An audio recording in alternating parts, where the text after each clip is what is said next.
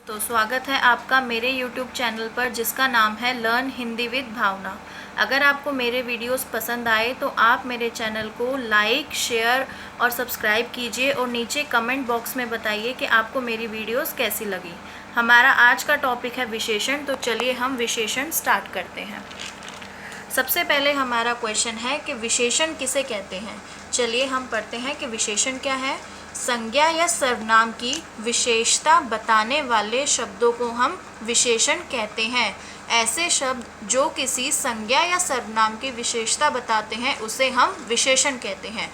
उदाहरण के लिए राम चतुर लड़का है, तो इसमें राम कैसा लड़का है? चतुर, ये उसकी विशेषता है, तो इसलिए हम चतुर को सर्कल कर देंगे।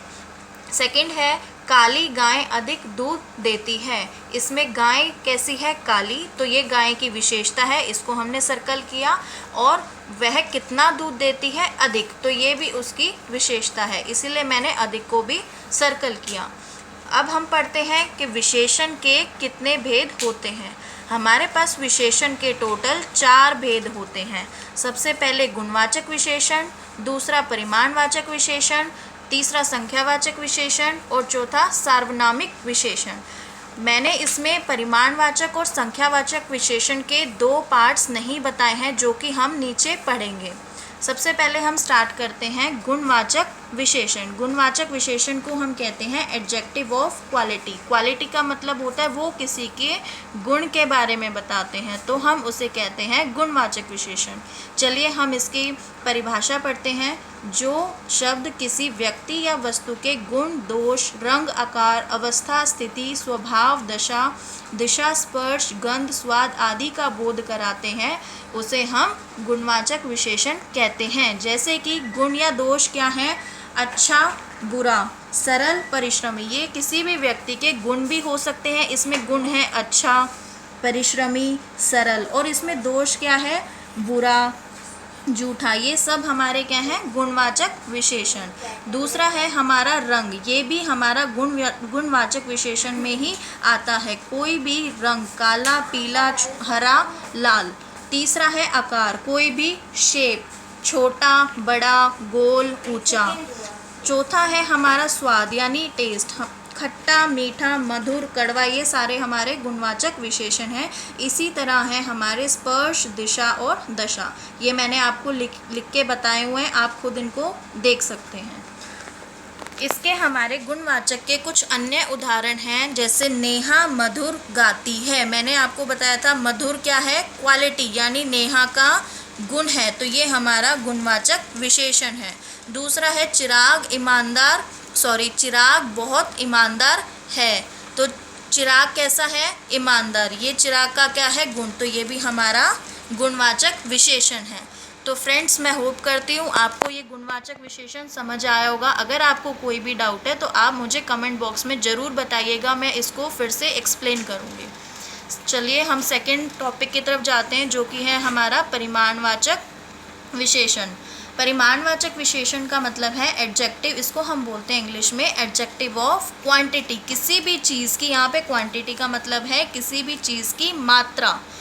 इसकी हम परिभाषा पढ़ते हैं। जो शब्द किसी संज्ञा या सर्वनाम के माप तोल संबंधी विशेषता को प्रकट करता है उसे हम परिमाणवाचक विशेषण कहते हैं। ऐसा शब्द जो किसी संज्ञा या सर्वनाम के माप के बारे में यानी उसकी क्वांटिटी के बारे में बताता है, माप तोल, उसे हम क्या कहते हैं? परिमाणवाचक विशेषण। जैसे पहलवान रोज 4 लीटर दूध पीता है, तो ये उसकी क्वांटिटी है, ये उसका माप है, तो इसमें 4 लीटर जो है आपका परिमाणवाचक विशेषण है। नंबर 2, मेरे लिए थोड़े फल ला कर दो। इसमें थोड़े क्या है? उसकी क्वांटिटी यानी परिमाणवाचक विशेषण है, ये उसका माप तोल है।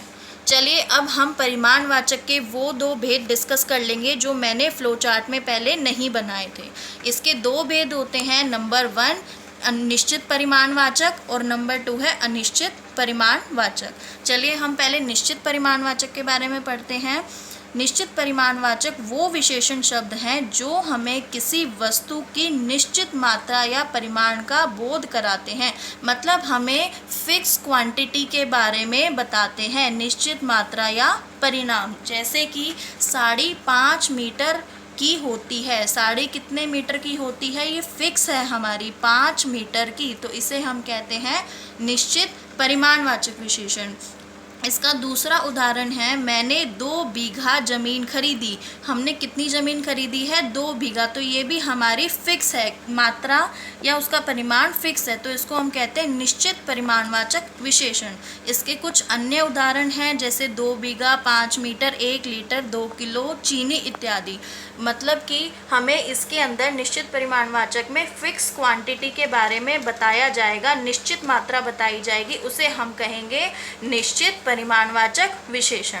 चलिए हम इसका अगला पार्ट कवर करते हैं, जो कि है अनिश्चित परिमाणवाचक विशेषण। तो हमें इसका नाम से ही पता लग रहा है, अनिश्चित मतलब जिसके बारे में हमें पता नहीं है।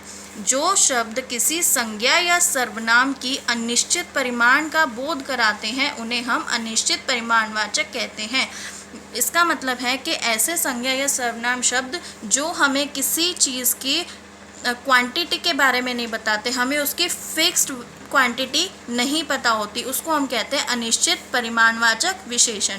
जैसे कि थोड़ी जगह कुछ फल, इसमें हमें नहीं बताया कि कितनी जगह चाहिए या कितने फल चाहिए, तो इसमें थोड़ी, कुछ, बहुत और ज़रा सा, ये आपके अनिश्चित परिमाणवाचक विशेषण होते हैं। इसके हम कुछ उदाहरण देखते हैं। पहला उदाहरण है, कुंभ के मेले में बहुत लोग हैं। इन्होंने ये नहीं बताया कि कुंभ के मेले में कितने लोग हैं, इन्होंने बस बताया है कि कुंभ के मेले में बहुत लोग हैं। तो बहुत हमारा क्या हुआ? अनिश्चित, जिसके बारे में हमें नहीं पता कितने हैं।